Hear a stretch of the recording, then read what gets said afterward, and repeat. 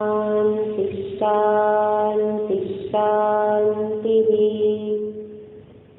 शङ्करं शङ्कराचार्यं केशवं बादरायणं सूत्रभाष्यकृतौ वन्दे भगवन्तौ पुनः पुनः। ईश्वरो गुरुरात्मेति मूर्तिभेदविभागिने व्योमवद्व्याप्तदेहाय दक्षिणामूर्तये नमः। ॐ पार्थाय प्रतिबोधितां भगवता नारायणेन स्वयं व्यासेन ग्रथितां पुराणमुनिना मध्ये महाभारतम् अद्वैतामृतवर्षिणीं भगवतीम् अष्टादशाध्यायिनीम् अम्ब त्वामनुसन्दधामि भगवद्गीते भवद्वेषिणीम्।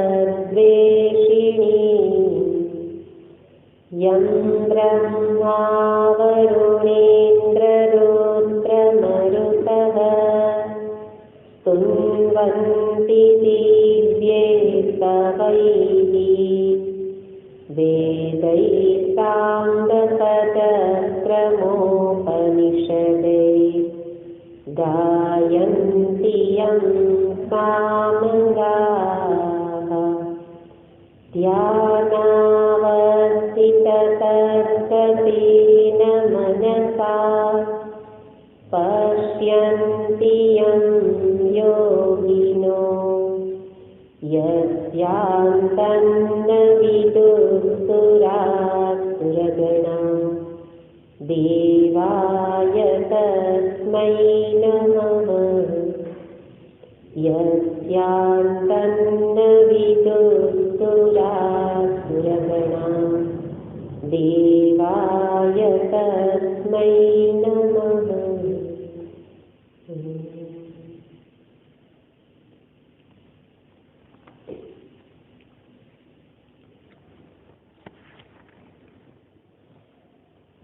सातमो અને આઠમો શ્લોક। तेषामहं समुत्सर्गा मृत्युसंसारसागरात् भवामि न चिरात् पार्थ मय्यावेशितचेतसाम् मय्येव मनः आदस्व मयि बुद्धिं निवेशय निवसिष्यसि मय्येव अत ऊर्ध्वं न संशयः।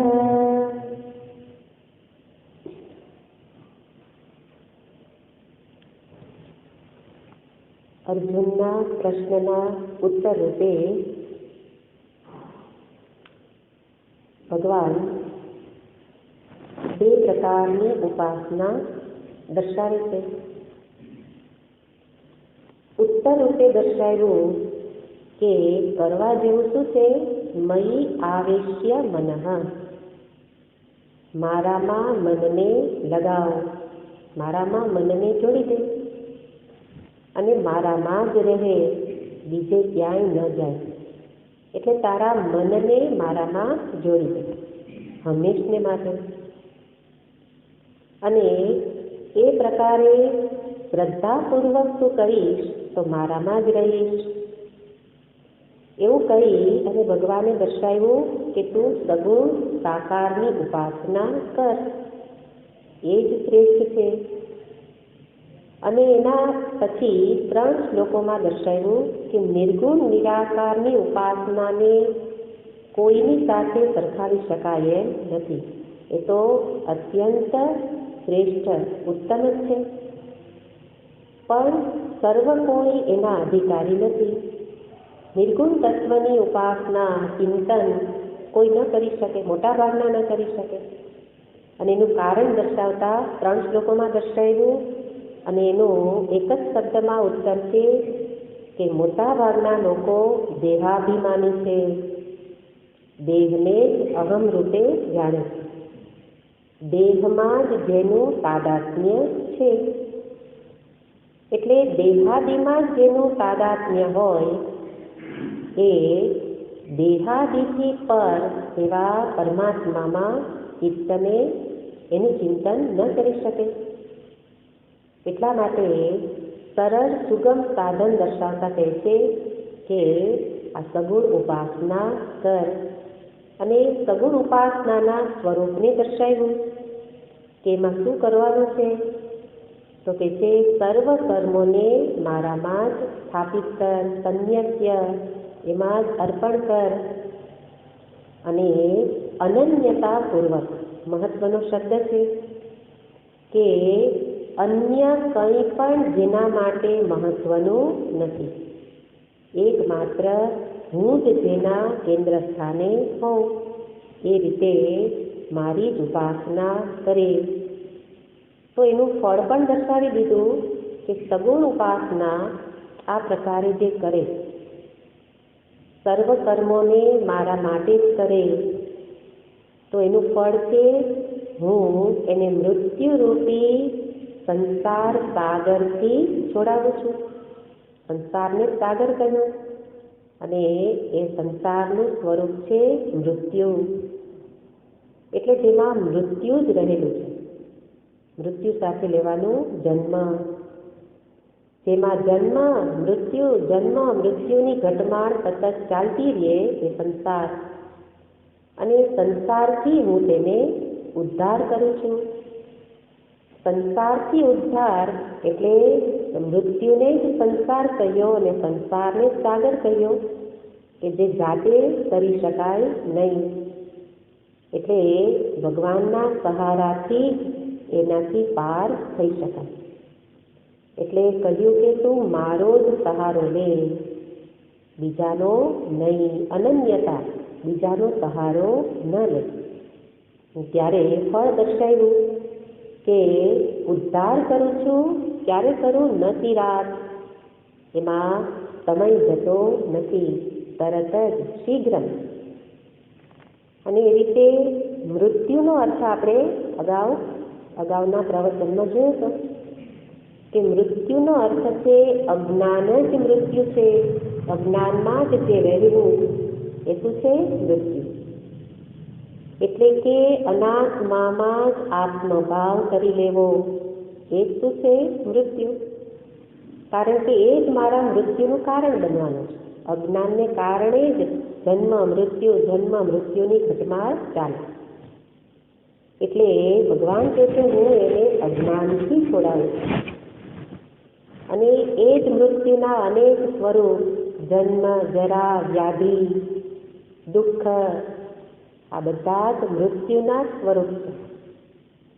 અને એવા મૃત્યુથી ભગવાન કહે છે હું છોડાવું છું, ઉદ્ધાર કરું છું. નથી રાત એટલે શીઘ્રમ. હે પાર્થ, મયી આવેશિત ચેતસામ. પણ કોનો ઉદ્ધાર કરું છું? જેનું ચિત્ત મારામાં લાગેલું છે. એટલે બધી વખતે ભગવાન શરત મૂકે કે આ પ્રકારે હશે તો. વચનો તો ઘણા આપે, પણ ભગવાન કહે છે એની આજ્ઞા મુજબ જીવન જીવે તો એ ફળ મળે. એટલે મૃત્યુથી ભગવાન છોડાવે છે. અને એ રીતે સગુણ ઉપાસનાને દર્શાવી એનું ફળ પણ દર્શાવી દીધું.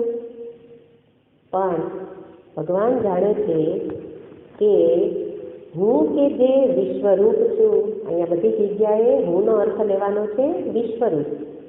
અહીંયા કોઈ જગ્યાએ મામ, મયી, અહમ એ જે શબ્દ પ્રયોગ કરે ભગવાન પોતાના માટે, એનો અર્થ લેવાનો હું કે જે વિશ્વરૂપ છું. તો વિશ્વરૂપ એવા મારામાં આ બધું જ કર, મનને સ્થાપિત કર. પણ એ એટલું સરળ નથી. સર્વ કર્મનું અર્પણ એટલું સરળ નથી. એટલે ભગવાન હવે પછી 8થી એક પછી એક ઉપાય દર્શાવે છે. પેલા ઉપાય દર્શાવતા કહ્યું મયી એવ મન આધત્સ્વ. આપણે શ્લોકનો અર્થ જોયેલો હતો. મારામાં મનને જોડ, મારામાં બુદ્ધિને લગાવ. નિવસિષ્યતિ મયી એવ. પછી તું મારામાં જ રહીશ, નિવાસ કરીશ. એ બાબતમાં અત ઉર્ધ્વમ. આટલું કર્યા પછી એમાં કોઈ શંકાનું સ્થાન નથી કે તું મારામાં જ રહીશ. એટલે ભગવાન કહે છે, ફરી એક શરત મૂકી, અત ઉર્ધ્વમ. આ કર્યા પછી, એનો અર્થ આગળ કહ્યું એ કરવું જોઈશે. શું કરવું પડે? મનને મારામાં સ્થાપિત કર, બુદ્ધિને મારામાં જોડી દે. આટલું કરીશ પછી, એટલે મન બુદ્ધિને મારામાં મૂક પછી મારામાં જ રહીશ. વાસ્તવમાં જુઓ તો બધા જ એક પરમાત્મામાં જ રહેલા છે. ચૈતન્યનો મહાસમુદ્ર, અને એમાં જ બધા જ જીવો રહેલા છે. તો પરમાત્મામાં જ છે, પણ અજ્ઞાન વશાત પોતાને એનાથી જુદા જુએ છે. જુદા જુએ છે એટલે ફરી કહેવું પડે કે તું જેનાથી મને જુદો સમજે છે, મન બુદ્ધિને મારી સાથે જોડી દે. એ રીતે આપણે ગયા વખતે એના કેટલાક ઉપાય જોયા હતા કે સતત મન બુદ્ધિ ભગવાનમાં જોડેલા નથી રહેતા, તો પ્રારંભ ક્યાંથી કરું?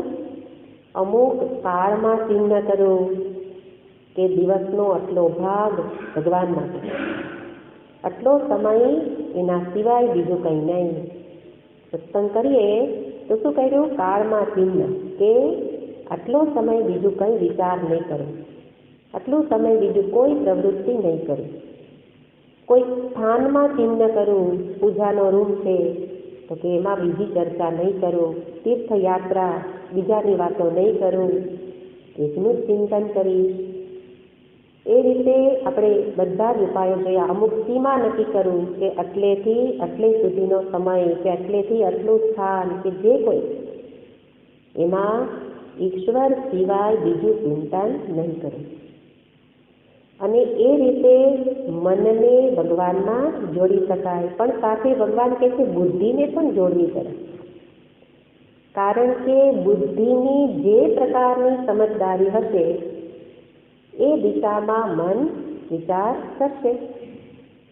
એટલા માટે પહેલાં તો બુદ્ધિને તું સંસ્કૃત કરવી પડે. સત્સંગના સંસ્કારથી સિંચન કરવું પડે. બુદ્ધિમાં સમજદારી હશે કે ઈશ્વર જ સત્ય છે, તો સત્ય હશે એનો જ વિચાર મન કરવાનો છે. એટલે જે દિશામાં બુદ્ધિ જાય એ જ દિશામાં મન પણ વિચાર કરે, સંકલ્પો કરે. એટલા માટે બંનેનું અર્પણ બતાવ્યું, મન અને બુદ્ધિનું. અને એ રીતે અત્યારે જે કરીએ છીએ એમાં સુધારો કર. કહેવાનો અર્થ શું છે? અહીંયા ઉપાસનાની વાત છે, અને ઉપાસનામાં તો મુખ્ય વસ્તુ ચિંતન જ રહેલું છે. ઉપાસનામાં પણ ચિંતન છે, કંઈ કર્મ નથી. એટલે કર્મનું અર્પણ એમાં પણ વિચાર જ છે. કર્મનું અર્પણ તો કર્મ કરીએ એ જ કર્મ કરવાનું, પણ ઉપાસના બની જાય, એ કર્મ પણ ઉપાસના બની જાય. કેવી રીતે? એ કર્મની પાછળ ભાવના બદલી જાય. ઉપાસના એટલે ભાવના. ભાવ બદલી જાય તો કર્મ બની જાય ઉપાસના. તો કર્મ વખતે તારું ચિત્ત કર્મના જ વિચાર કરતું હોય તો આ ઉપાય કર. મન બુદ્ધિને થોડો સમય તો મારી સાથે જોડી દે. એ રીતે મન બુદ્ધિનું અર્પણ. અત્યારે જે વિચાર, જે સંકલ્પ કરે છે એમાં સુધારો કર. શું વિચાર કરે છે? કોનો વિચાર કરે છે? જગતનો. વસ્તુ, વ્યક્તિ બધું જ શેમાં છે? જગતમાં. તો અત્યારે જગતનો વિચાર કરે છે, એ જગતના વિચારમાંથી મનને પાછું વાળ. આ બધા ઉપાય બતાવે છે, એ કરવાના ઉપાય છે. કમસે કમ સત્સંગ સમયે તો એ કરી જ શકાય કે જગતના વિચારોમાં જેવું મન ભાગે, કારણ કે ઉપાય છે, ઉપાયમાં તો પ્રયત્ન રહેલો હોય, પ્રયત્ન કરવો પડે. અને પ્રયત્ન શું? જેવું જગતની વસ્તુ વ્યક્તિનો વિચાર આવે કે તરત જ એ જ વસ્તુ વ્યક્તિનો આધાર લઈ એના કારણનો વિચાર કરવા લાગો. બરાબર? જ્યારે કોઈ વસ્તુ વ્યક્તિનો વિચાર મનમાં ઉઠ્યો, તરત જ મનને તેમાં જોડી દઉં, એના કારણમાં. એટલે સવારે સત્સંગમાં જોયું હતું, ફટાકડા ફોડીએ તો ફટાકડા ફોડતી વખતે વિચાર શું આવે? આ ફટાકડા ફોડનાર કોણ છે? તો શું વિચાર કર્યો? એના કારણનો વિચાર. તો મન કેવી રીતે જોડાઈ ગયું? મન ક્યાં જોડાઈ ગયું? ભગવાનમાં. કારણ તો એ જ છે. જગતનું અભિન્ન નિમિત્ત ઉપાદાન કારણ એકમાત્ર ઈશ્વર છે. શાસ્ત્રની ભાષામાં અભિન્ન એટલે બીજું નહીં, એકમાત્ર. નિમિત્ત કારણ, ઉપાદાન કારણ. બે કારણ હોય કોઈ પણ કાર્યમાં. નિમિત્ત કારણ કોઈ ચેતન હોય, બનાવનાર, ઘડાનો બનાવનાર કુંભાર, નિમિત્ત કારણ. ઉપાદાન કારણ સામગ્રી, માટી. તો એક ઘડાના બે કારણ જુદા જુદા છે, એક કુંભાર, બીજો માટી. પણ સમગ્ર બ્રહ્માંડ રૂપી ઘડો, બ્રહ્માંડનો આકારે ઘડા જેવો બતાવવામાં આવે. બ્રહ્માંડ રૂપી ઘડો, એનો સર્જક ઈશ્વર, એ તો બંને કારણ છે. નિમિત્ત કારણ ચેતન સ્વરૂપ તો એ જ છે, અને પંચભૂતો રૂપી સામગ્રી પણ એનામાંથી જ આવી. તો જ્યારે કોઈ પંચભૂતના પૂતળાનું ચિંતન કરું, ત્યારે પૂતળાને મૂકી દઉં બાજુમાં અને એના કારણનો વિચાર કરવા લાગું. ये कौन चित्रकार है, ये कौन चित्रकार. ચિત્રને જોઉં, ચિત્રકારનું અનુસંધાન. જગત રૂપી ચિત્રને જોઉં અને જગતના સર્જનહારનું ચિંતન. તો કારણનો વિચાર કરવાથી મન બુદ્ધિ ભગવાનમાં જોડાઈ જશે. આ ઉપાય બતાવે એ મહાત્માઓએ કરેલા ઉપાય છે. કારણનો વિચાર કરું તો પછી બીજે ક્યાંય મન જશે નહીં. ભગવાન કહે છે મન બીજે ન જવું જોઈએ. ન જવા માટે આ ઉપાય છે.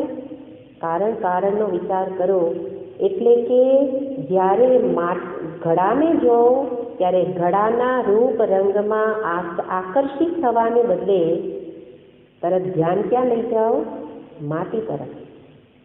આ વ્યાવહારિક ઉપાયો કરવા પડશે. વ્યવહારમાં વસ્તુને જોઈને વસ્તુના કારણનો વિચાર કરતા શીખી જાઓ તો જગતના કારણનો વિચાર કરવાની યાદ આવે.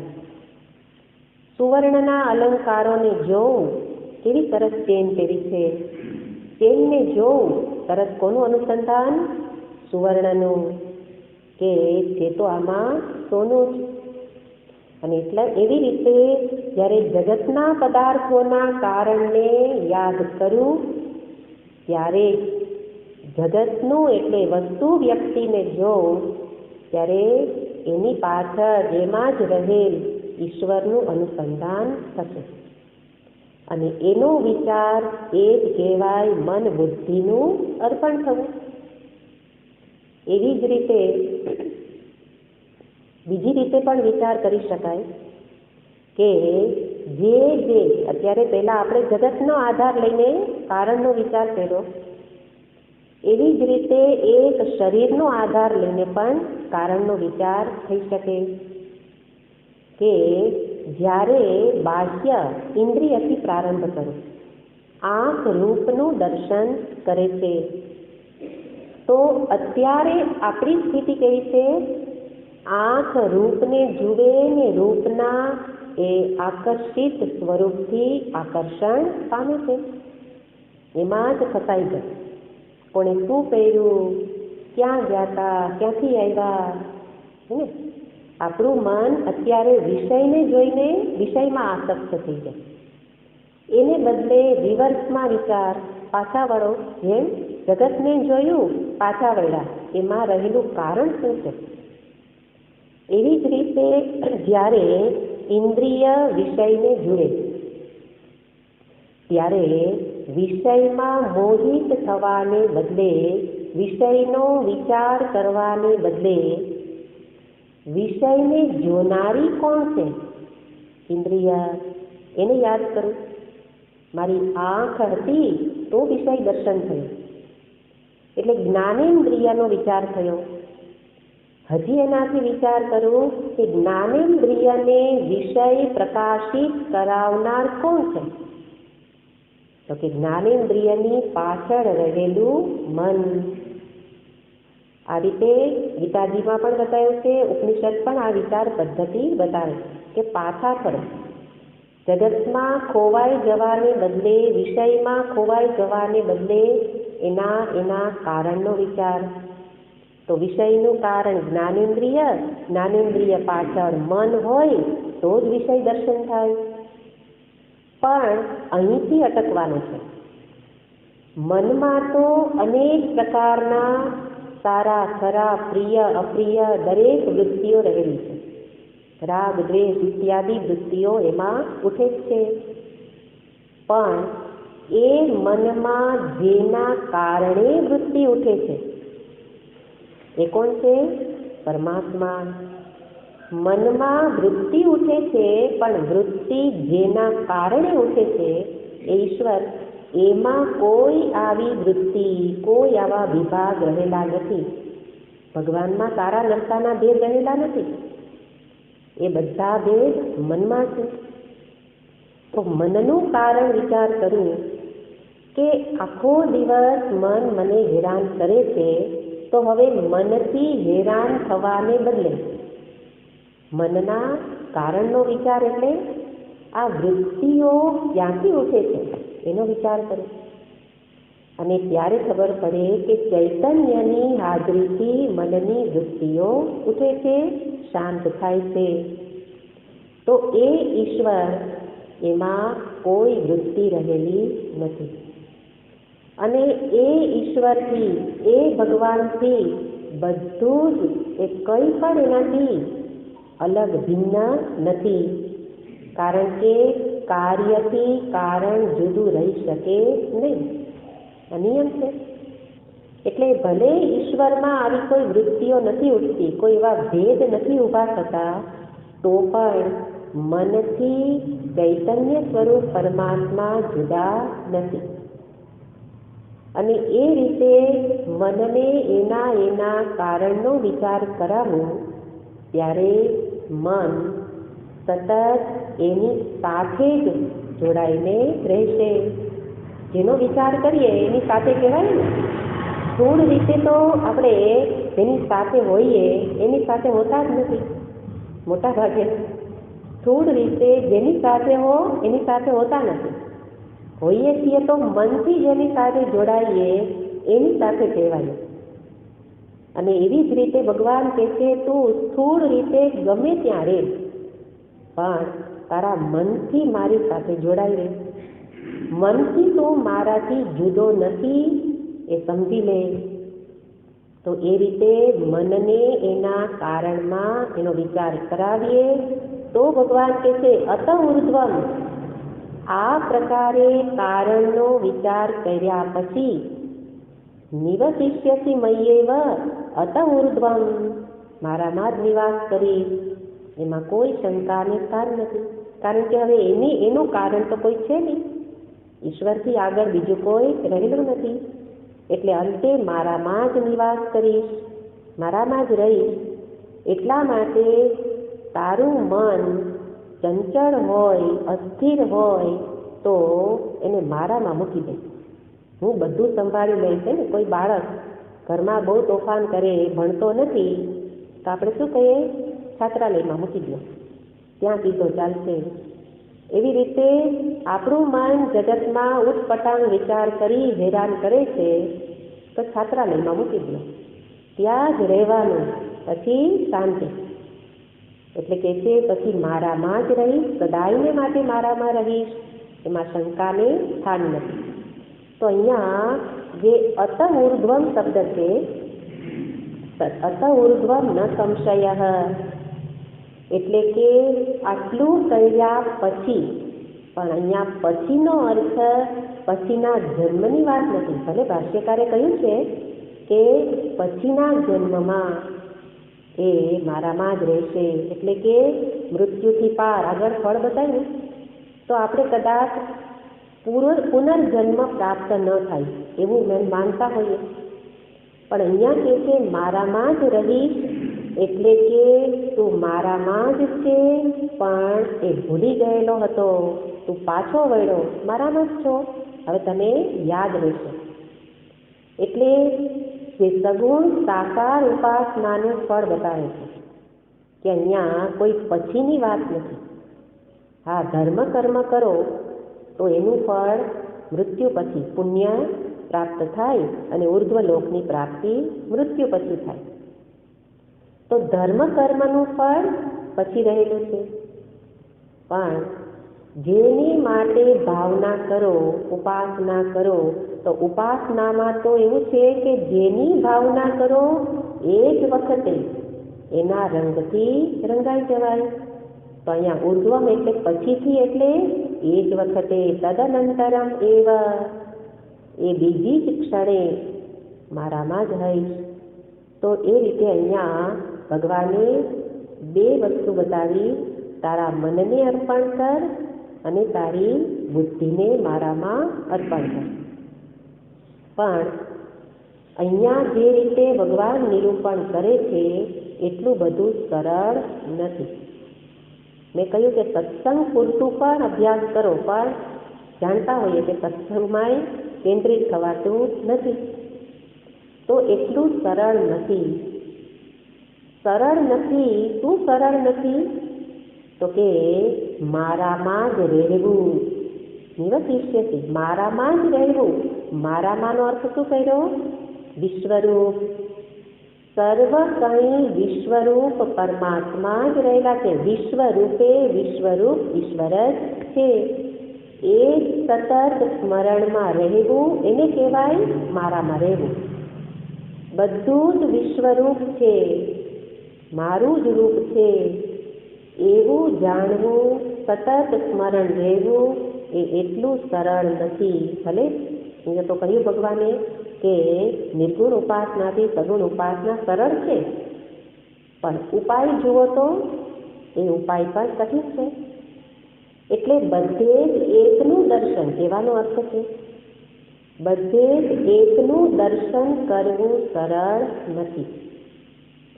જ્યાં જ્યાં સારું સારું દેખાય ત્યાં ત્યાં તો કદાચ ભગવાનનું અનુસંધાન થાય કે એનામાં આટલા ગુણ છે, તો એનામાં આટલી શક્તિ છે, એ ભગવાનની હોય.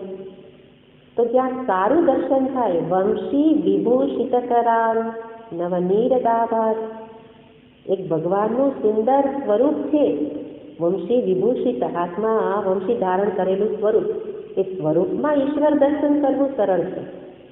પણ એ જ ઈશ્વર પેલા હિરણ્યકશ્યપુમાં રહેલા છે, એ યાદ કરવું સરળ નથી. એ પૂતનામાં રહેલા છે, એ કંસમાં ચાણૂરમાં રહેલા છે, એ સ્વીકાર થવો સરળ નથી. અહીંયા તો કીધું સર્વ રૂપે હું જ છું. એટલા માટે જ્યારે જ્યારે તું કોઈને જુએ તો એની પાછળ મારું અનુસંધાન કર.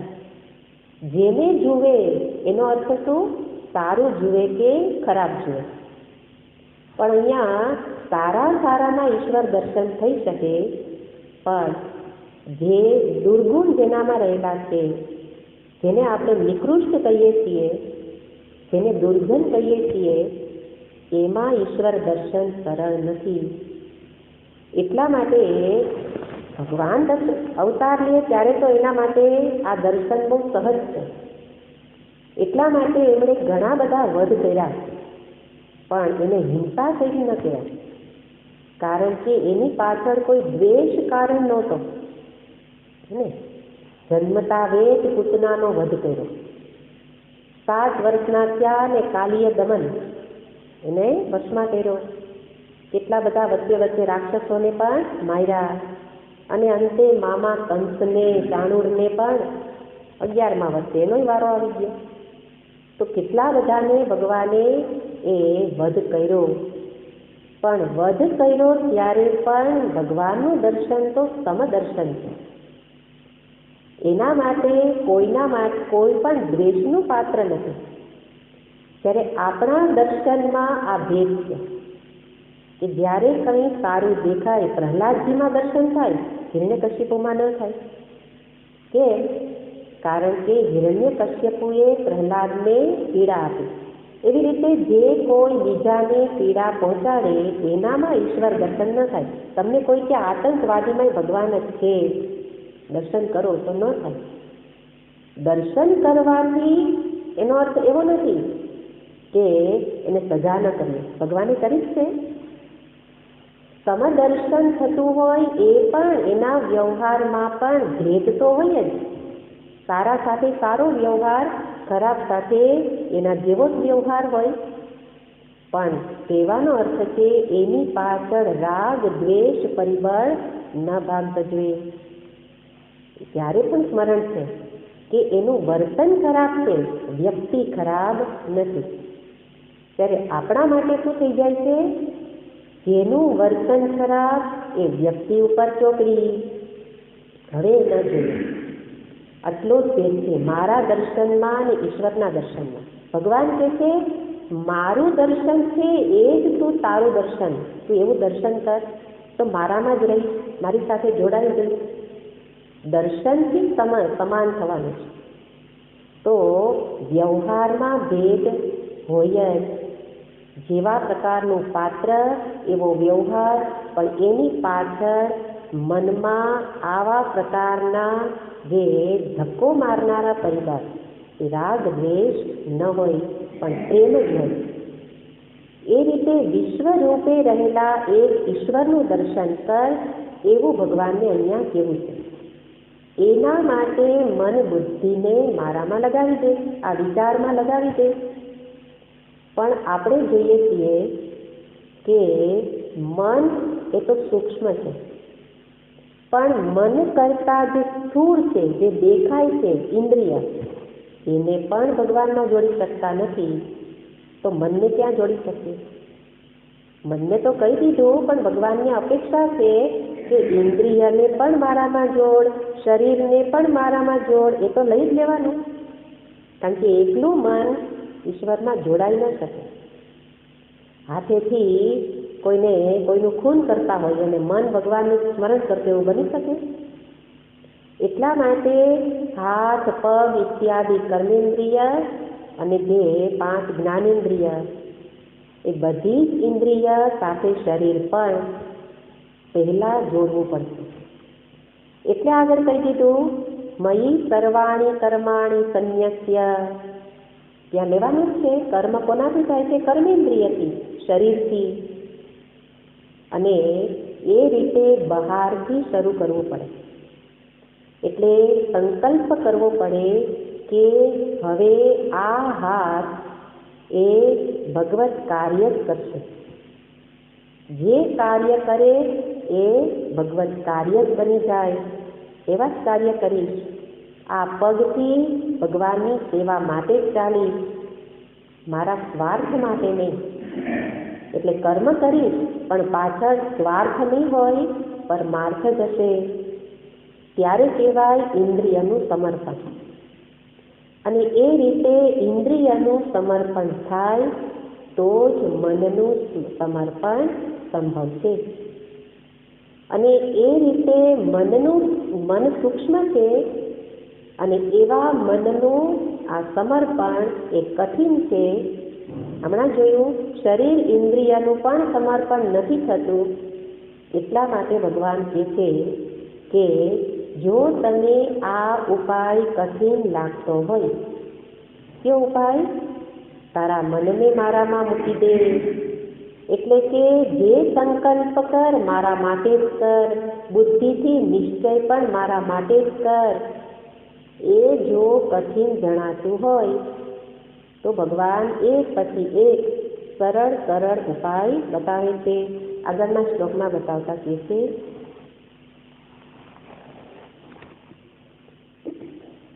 9મો શ્લોક. અથ ચિત્તં સમાધાતું ન શક્નોષિ મયિ સ્થિરં અભ્યાસયોગેન તતો મામિચ્છાપ્તું ધનંજય. અથ ચિત્તં, અથ એટલે આગળની વાતથી બીજી વાત કરવી છે. પણ અહીંયા કહે છે, ભાષ્યકાર કહે છે અથ એવમ. એવમ એટલે યથા અવોચામ તથા. યથા અવોચામ એટલે જે આગળ કહ્યું, મેં જે કહ્યું એ રીતે ચિત્તમ સમાધાતુમ ન શક્નોષિ. જો તું તારા ચિત્તને સમાધાતુમ એટલે સ્થાપયિતુમ મારામાં સ્થાપિત કરવા માટે ન શક્નોષિ તું શક્તિમાન ન હો, એટલે તું સમર્થ નથી. એટલે યદિ મયિ ચિત્તમ સ્થિરમ યથા સ્યાત તથા સમાધાતુમ ન શક્નોષિ. જે પ્રકારે આગળ કહ્યું એ પ્રકારે ચિત્તને મારામાં સ્થિર કરવા માટે જો સમર્થ ન હો તો. એનો અર્થ સમજવાનો કે ઉત્તમ ઉપાય તો પ્રથમ જ છે. એટલે જે ન કરી શકે, ક્યારે ન કરી શકે એવું કહેવાય? પ્રયત્ન ઘણો કરવા છતાં પણ મન જોડાતું નથી, એને બીજો ઉપાય છે. એના માટે કહે છે તો શું કર? તતઃ એટલે પશ્ચાત, તો પછી અભ્યાસ યોગેન હે ધનંજય મામ આપતુમ ઈચ્છ. મામિચ્છાપ્તુમ શબ્દ છે, એનો અર્થ થશે મામ આપતુમ ઈચ્છ. મામ આપતુમ, ફરી પાછો મામનો અર્થ લેવાનો વિશ્વરૂપ. જે હું વિશ્વરૂપ છે એવા મારી પ્રાપ્તિની ઈચ્છા કર. આપતુમ એટલે પ્રાપ્તુમ, એટલે મારી પ્રાપ્તિની ઈચ્છા કર. ભાષ્યકાર કહે છે ઈચ્છા એટલે પ્રાર્થયત્વ, એ પ્રાર્થના કર કે મારે તો સર્વત્ર વિશ્વરૂપનું જ દર્શન કરવું છે, એવી ઈચ્છા રાખ. ઈચ્છા રાખ એટલે એવી પ્રાર્થના કર. અને એના માટે એક જ ઉપાય છે અભ્યાસ યોગ. અભ્યાસ યોગને ભાષ્યકાર સમજાવે છે ચિત્તસ્ય એકસ્મિન આલંબને. ચિત્તને ક્યાં રાખવાનું છે? એક જ આલંબનમાં. કેવી રીતે? સર્વતઃ, ચારે બાજુથી ચિત્તને એકમાં જ રાખ. સમારુત્ય, ત્યારે પુનઃ સ્થાપનમ, ફરીને એકવારના પ્રયત્નથી નહીં થાય. પુનઃ સ્થાપનમ એ જ અભ્યાસ. જ્યારે આ પ્રયત્ન કરવો એને શું કહેવાય? અભ્યાસ. તો એટલા માટે કહે છે કે આ પ્રયત્ન કર. શું કર? મારામાં ચિત્તને લગાવવાનો ફરીને પ્રયત્ન કરવો એને શું કહેવાય? અભ્યાસ. તત્ર સ્થિતો યત્નાભ્યાસ. યોગ સૂત્રમાં પણ બતાવે છે કે બધે જ અભ્યાસનું મહત્વ છે. વ્યવહારમાં અભ્યાસનું જ મહત્વ છે. અભ્યાસ એટલે વારંવાર કરવું, પુનરાવર્તન. એટલે તત્ર સ્થિતો યત્નાભ્યાસ, એટલે યત્ન રૂપી અભ્યાસ, એમાં જ કરવો, એકમાં જ કરવો, એને કહેવાય અભ્યાસ. જેવી રીતે વ્યવહારમાં અભ્યાસ કરીએ છીએ કે અભ્યાસ તો આપણે અત્યારે કરીએ, પણ કેવો કરીએ? થોડીક વાર એક જગ્યામાં, થોડીક વાર બીજી જગ્યામાં, થોડુંક આ શીખી લઉં, થોડુંક પેલું શીખી લઉં. પણ ભગવાન કહે છે એક જ આલંબન, એક જ આલંબનમાં, એક જ જગ્યામાં ફરી ફરીને પ્રયત્ન, એને અભ્યાસ. એટલે પેલો કૂવો ગાળતા હોય તો થોડીક વાર અહીંયા ખોદે, થોડીક વાર બીજે ખોદે તો પાણી મળે નહીં. પણ એક જ જગ્યાએ લાંબા સમય સુધી ગાળવામાં આવે તો એમાંથી પાણી મળે. એવી રીતે એક જ આલંબનમાં ચિત્તને વારંવાર સ્થિર કરવું, ભટકી જાય ફરી સ્થિર કરવું, ભટકી જાય ફરી લઈ આવવું, એ અભ્યાસ. તો પુનરાવર્તન ફરી ફરીને કરવું. એટલે કે જ્યાં છે ત્યાંથી ભટકી જાય તો પાછું લાવવાનો પ્રયત્ન કરવો. કારણ કે મનના બે રૂપ છે. આપણા મનની અંદર, દરેકના મનમાં બે રૂપ છે. મનના બે રૂપ, એક ચંચલ અને એક સ્થિર. મનની બે સ્થિતિ છે. તો મોટા ભાગનું મન કેવું છે? ચંચળ. અર્જુને કહ્યું ને, ચંચલમહી મન કૃષ્ણ. ત્યાંય ભગવાને આ જ ઉપાય બતાવ્યો, અભ્યાસેન તુ કૌંતેય, અભ્યાસ કર. પ્રયત્ન તો સર્વત્ર બતાવવામાં આવે. એટલે કે છે કે એક છે ચંચળ, બીજું સ્થિર. તો જ્યારે કોઈ બાળક અત્યંત ચંચળ હોય, એને શાંતિથી બેસાડવું હોય તો એમ જલ્દી ન બેસે. એના માટે શું કરવું પડે? એને સમજાવવું પડે. કેવી રીતે? વારંવાર સમજાવો, અનેક ઉપાય કરો, ત્યારે પેલું બાળક સ્થિરતાથી વાંચવા બેસે. અને બાળક જેવું જ મન છે કે એક વખત તમે આ તો મારું ધ્યાન રહેતું જ નથી, એના કરતાં જે કરતા હોય કરવા દો, એવું કરી દેવાથી ક્યારેય મન એકાગ્ર ન થાય. રમતો હોય તો ભલે જ રમે, માનતો નથી, એવું કરવાથી બાળક ક્યારેય ભણે નહીં.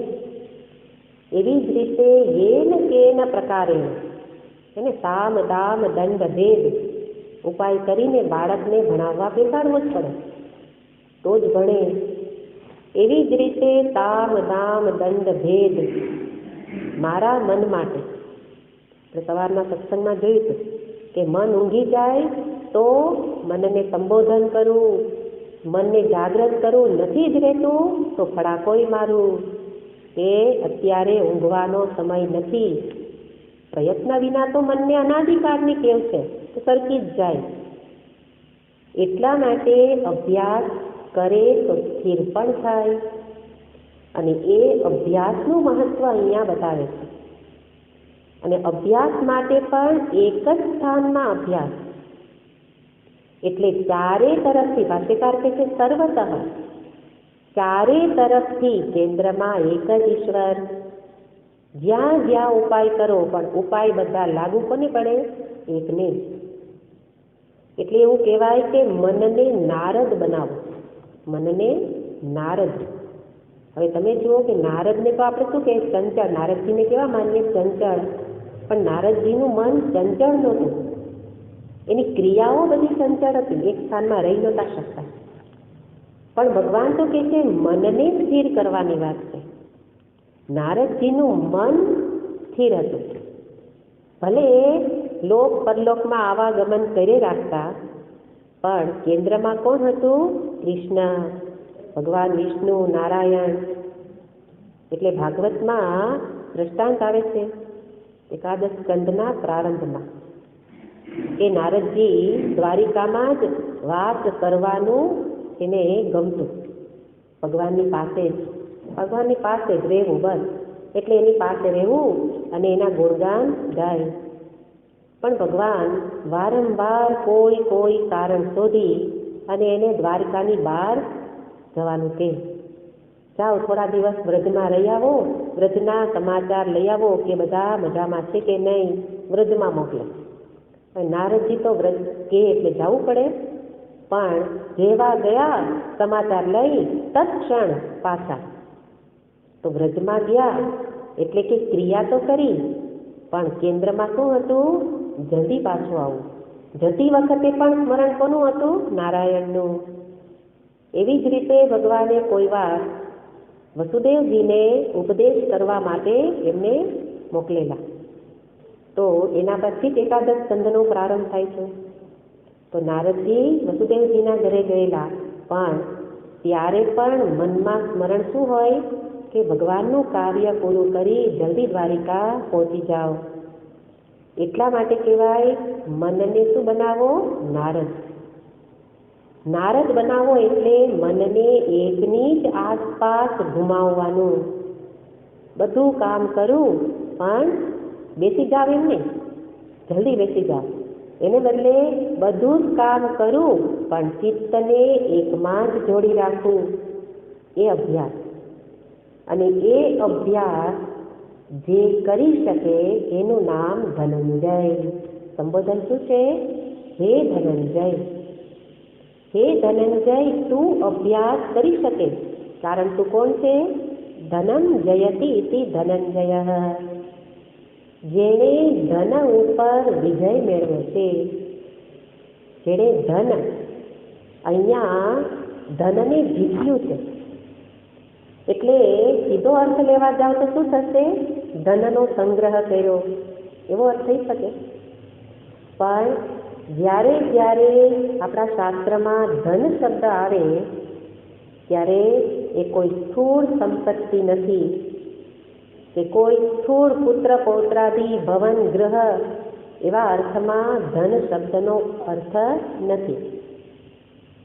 કારણ કે આ સાધકની વાત છે. અર્જુન સાધક છે, અને સાધક એ જ છે કે જેને એટલો નિશ્ચય તો થયેલો જ છે કે અહીંયા ભેગું કરેલું ક્યારેય સાથે આવવાનું નથી. એટલે કે શ્લોકમાં કહ્યું છે કે ધન તો ઘરમાં જ રહેશે, પત્ની ગૃહદ્વાર સુધી રહેશે, અને સંબંધી સ્મશાન સુધી રહેશે. આગળ તો ધર્માનુગો ગચ્છતિ જીવ એક. આગળ તો સાથે શું આવશે? ધર્મ જ સાથે આવશે. એટલા માટે અહીંયા ધનનો અર્થ ધર્મ, સાધન. જેને ધર્મ એટલું કરેલું છે, ધર્મમય જીવન જીવ્યો હોય એ ધનંજય. જેને સાધન સંપત્તિ, આંતરિક સંપત્તિ, અધ્યાત્મ સંપત્તિ, શમ દમ ઇત્યાદિ જેના જીવનમાં છે એ ધનંજય. અને એવા ધનંજયને ભગવાન કહે છે કે તું મન બુદ્ધિને જીતી શકે એમ છે, કારણ સાધન કરેલા છે. એટલે સાધન અભ્યાસ જરૂરી છે. જે સાધન દરેક શાસ્ત્રમાં અલગ અલગ સાધન બતાવે, બહારથી શરૂ કરીને સદ્ગુણ સંપત્તિ, એ પણ શું છે? સાધન. તો વ્યવહારમાં ગુણ, અંતરમાં ગુણ ધારણ કરવો, વ્યવહાર કરતા કરતા અંતરમાં ગુણ ભેગા કરવા, સદ્ગુણ, સદ્ગુણી બનવું. તો એ શું છે? સદ્ગુણ સંપત્તિ. એ ભેગી કરવું. એનાથી આગળ શમ દમ, ઇન્દ્રિય મનને વશમાં રાખવું, એ સંપત્તિ છે. વૈરાગ્ય સંપત્તિ છે. તો આવા પ્રકારે જેના મનમાં આવી સંપત્તિ છે એ ધનંજય. એ ધનંજયને કહે છે કે તું આ અભ્યાસ યોગ વડે મન બુદ્ધિને મારામાં સ્થાપિત કર. મન બુદ્ધિને મારામાં સહજ રીતે જોડી શકે એમ ન હોય તો અભ્યાસ કર. કહેવાનો અર્થ શું છે? તો પ્રયત્ન કર. પ્રયત્ન કરતા કરતા કરત કરત અભ્યાસ તે જડમતી હોત સુજાન. કબીરજીનું પદ છે. જળ બુદ્ધિ પણ સજ્જન એટલે પેલો વિદ્વાન બની શકે છે. તો અભ્યાસ જ સર્વત્ર ઉપાય છે.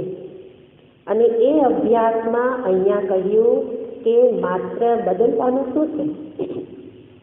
પ્રથમ વિચારમાં વિશ્વરૂપનો વિચાર હતો. પ્રથમ ઉપાયમાં કે હું કે જે વિશ્વરૂપે રહેલો છું, બધું જ વિશ્વરૂપ છે એવું ચિંતન એ આગળ ઉપાયમાં બતાવ્યું. પણ બધું જ વિશ્વરૂપ પરમાત્મા જણાતા નથી. એને ઉપાય બતાવે છે કે તો તું એ જ વિશ્વરૂપને એક આલંબનમાં જો. આલંબન એકનું લે અને સ્મરણ વિશ્વરૂપનું કર કે જે મારા ઈષ્ટદેવ છે એ આટલા જ નથી પણ સર્વત્ર રહેલા છે. જગત રૂપે પણ જગદીશ જ છે. તો જગતનું દર્શન કરું ત્યારે સ્મરણ નથી રહેતું તો શું કર? કોઈ પણ એકનું આલંબન લે. તો તું કોનું આલંબન લે? ભગવાન કે મેં આગળ કહી દીધું. આમ ભગવાન પણ પાછળ રિવર્સમાં ડ્રાઇવિંગ કરે છે ને, કે પહેલાં કહ્યું 11મા અધ્યાયમાં કહ્યું એનું સ્મરણ કર. 11મા અધ્યાયમાં શું કહ્યું? વિશ્વરૂપ. વિશ્વરૂપનું સ્મરણ નથી થતું તો એનાથી આગળના અધ્યાયમાં જા. 10મો અધ્યાય શું કહ્યું એમાં? વિભૂતિ યોગ. કે સર્વત્ર મારું દર્શન ન થાય તો કોઈ કેટલી વિભૂતિઓ ગણાવી કે આટલા આટલા રૂપે હું છું. તો એમાંથી કોઈક એકનું સ્મરણ કર અને એ એકનો આધાર લે કે જેમ કે ગંગાજી. અહીંયા યાદ રાખવાનું કે કોઈ પ્રતીક એટલે કોઈ નામ રૂપવાળી કોઈ આકૃતિ નહીં, એટલું જ કહેવું નથી. પણ કોઈ પણ શબ્દાત્મક પ્રતીક પણ લે. આલંબન એટલે પ્રતીક. કોઈ શબ્દાત્મક હોઈ શકે અથવા તો આવા કોઈ પણ દ્રવ્યાત્મક હોઈ શકે. શબ્દાત્મક મંત્ર ઓમ નમઃ શિવાય, તો એ આલંબન છે. મન સ્થિર નથી રહેતું તો મંત્રના શબ્દોમાં મનને એકાગ્ર કરવાનો અભ્યાસ કર. એ એક આલંબન લે પણ સાથે સમજવાનું કે અહીંયા કોઈ એક આલંબનમાં અટકી જવાનું નથી. કેવું કરાવવું તો શું છે? વિશ્વરૂપે હું જ છું એ જ સ્મરણ કરાવવું છે. પણ સર્વત્ર સ્મરણ નથી થતું એટલે એક આલંબન. જેવી રીતે ગંગાજીનું દર્શન કરું ત્યારે ગંગાજીના દર્શન કરીને પણ સ્મરણ કોનું કરું? ઈશ્વરનું. સપ્ત જન્મ કૃતમ પાપમ સ્મરણ એના વિનશ્યતિ. ગંગા જળમાં એવું સામર્થ્ય છે કે 7 જન્મોના પાપને ધોઈ નાખે. ત્યારે ગંગાજળનું એ પ્રતીક મેં આલંબન લીધું. પણ ગંગાજળનું આલંબન લઉં, ગંગાજીમાં સ્નાન કરું ત્યારે પણ સ્મરણ શું કરું કે આ 7 જન્મોના પાપથી તરવાની શક્તિ આ જળમાં મૂકનાર કોણ છે? ને એ ઈશ્વર. તો શક્તિ કોની છે? ઈશ્વરની. એણે ક્યાં સ્થાપિત કરી? ગંગાજીમાં. બીજા જળમાં ન મૂકી. એટલા માટે એને વિભૂતિ કહ્યું કે ઐશ્વર્ય વિશેષ રૂપે જ્યાં ઐશ્વર્ય તેજ બળ પ્રગટ થતા હોય ભગવાનથી, એ મારી વિભૂતિ, મારું આલંબન. અને એટલે ગંગાજીમાં વેદાનામ સામવેદોસ્મિ, બધા વેદમાં મારું મન એકાગ્ર નથી થતું. સામવેદનો આધાર લે એટલે એમાં બધું ગાઈને મંત્રોનું ઉચ્ચારણ થાય. તો સીધા મંત્રો એમાં ધ્યાન નથી રહેતું, તો ગાવામાં કેન્દ્રિત થાય છે. તો પાઠ પારાયણ કર અને શબ્દોમાં પણ કોની શક્તિ છે? ઈશ્વરની. એનું અનુસંધાન સાથે કર. પણ આપણે કેટલાય પાઠ પારાયણ કરીને નાખી દીધા, પણ જ્યારે એ શબ્દમાં કેવું સામર્થ્ય છે, કોણે મૂક્યું, એનો વિચાર સુદ્ધા થતો નથી. એટલા માટે તો કેટલા પાઠ કરીએ પણ એની પ્રાપ્તિ નથી થતી. નહીં તો ભગવાન તો કહે છે થોડા નામમાં હું મારી પ્રાપ્તિ થઈ જાય. પણ આવી રીતે કરું તો એવી જ રીતે જ્યાં જ્યાં મને વિશેષતા દેખાય, સુંદરતા દેખાય, તેજસ્વીતા છે ને, તેજસ્વીનામ અહમ, તેજસ્વીઓનું તેજ હું છું, બળવાનોનું બળ હું છું. ગીતાજીમાં 10મા અધ્યાયમાં બધું કહી દીધું. તો સર્વત્ર દર્શન ન થાય તો એકમાં તારા ચિત્તને જોડી અને અનુસંધાન તો કોનું કર? વિશ્વરૂપનું જ, કે એમાં શક્તિ, ઈશ્વરીય શક્તિ જ રહેલી છે. એટલા માટે પ્રતીકનું, કોઈનું આલંબનનો એ ઉપાય મારા માટે વધારે સરળ છે. કારણ કે જન્મોથી મને ટેકે ચાલવાની આદત છે. એટલે બીજા ટેકા છોડી તું મારો ટેકો લે, કહેવાનો અર્થ છે બીજા ટેકા છોડવાનો અભ્યાસ કર અને મારો ટેકો લેવાનો અભ્યાસ કર. પ્રયત્ન એ જ કરવો પડશે. જ્યારે જ્યારે બીજો ટેકો લેવાઈ જાય એમાંથી મનને પાછું વાળ અને મારામાં જ ચિત્તને જોડ. એટલે શું? એ જ સાચો ટેકો તો ઈશ્વરનો જ છે. એટલે મારી આંગળી પકડીને ચાલ. હે, સ્થૂળ રીતે બાળક પિતાની આંગળી પકડીને ચાલે તો 4 ચોકડીએ એને બીક ન લાગે. કેમ? ચોકડી હોય ત્યાં રોડ ક્રોસ કરવામાં એકલા ચાલે તો બીક લાગે. પિતાની આંગળી પકડી છે, હવે નાચતા કૂદતા બાળક જતું હોય. કેમ? પિતાજી ખેંચીને લઈ જાય છે ને, આપણે શું ચિંતા? એવો જ સહારો જ્યારે ઈશ્વરનો લઈ લાવો તો ચોકડીની ચિંતા જ નહીં, જીવનની ચિંતા દૂર થઈ જાય.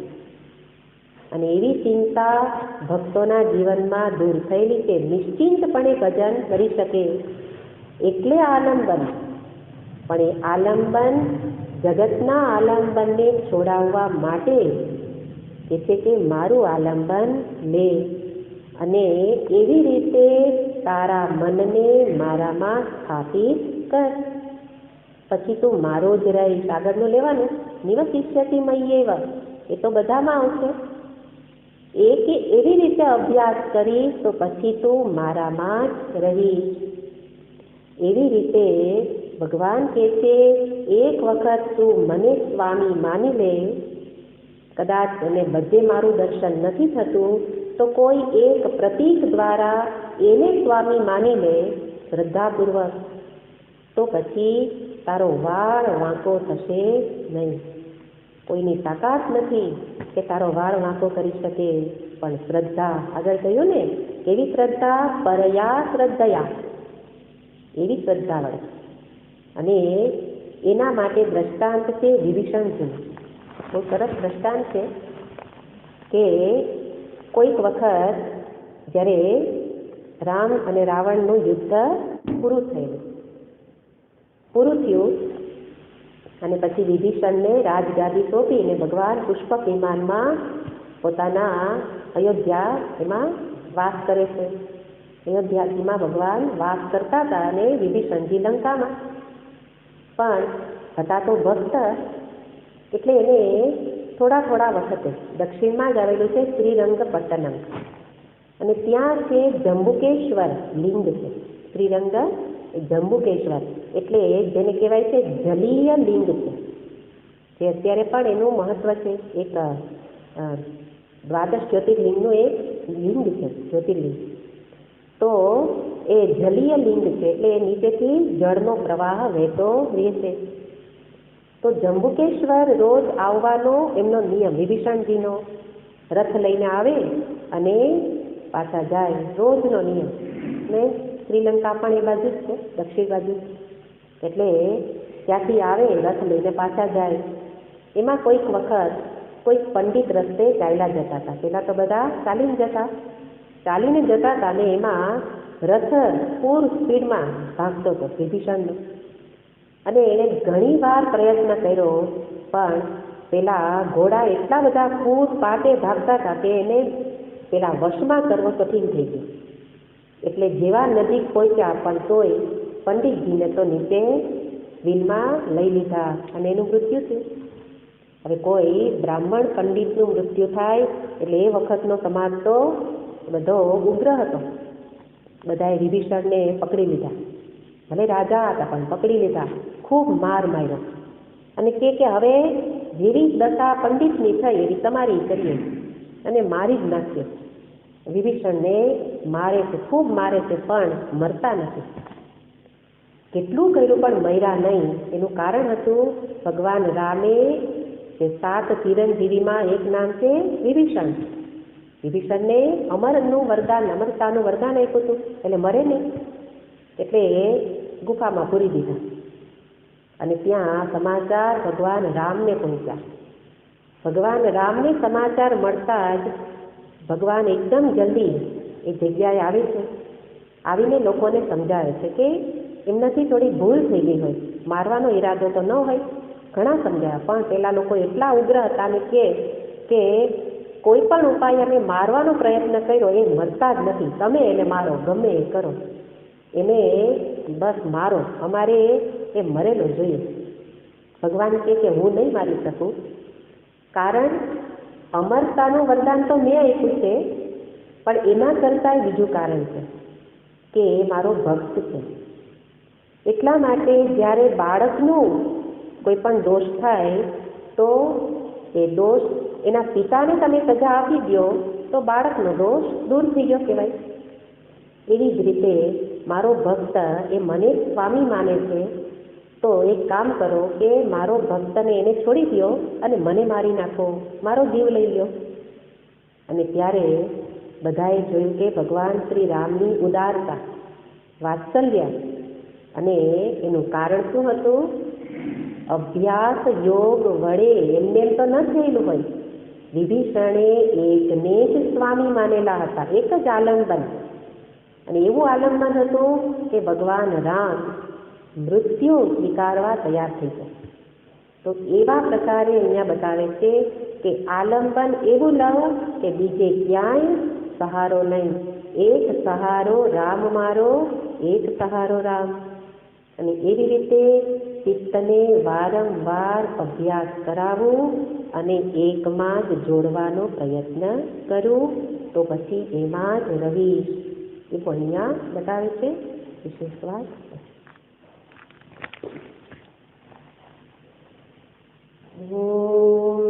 પૂર્ણમદ પૂર્ણમિદં પૂર્ણાત પૂર્ણમુદચ્યતે પૂર્ણસ્ય પૂર્ણમાદાય પૂર્ણમેવાવશિષ્યતે. ઓમ શાંતિ શાંતિ શાંતિ. હરિ ઓમ.